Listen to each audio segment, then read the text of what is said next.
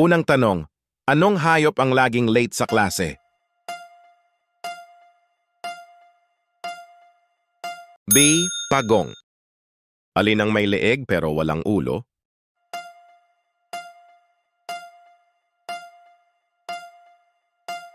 Boti.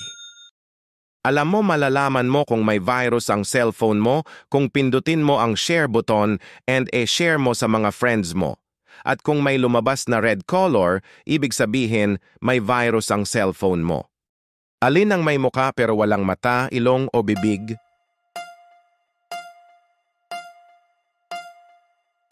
B. Salamin. Anong bagay ang hindi nababasa kahit ibabad sa tubig?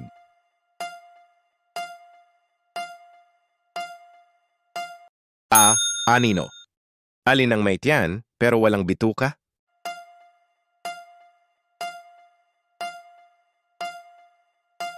A. Kawali. Try mo itong comment. Diba mag-rainbow ang screen ng cellphone mo?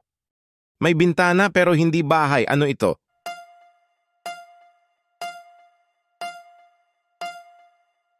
B. Telebisyon.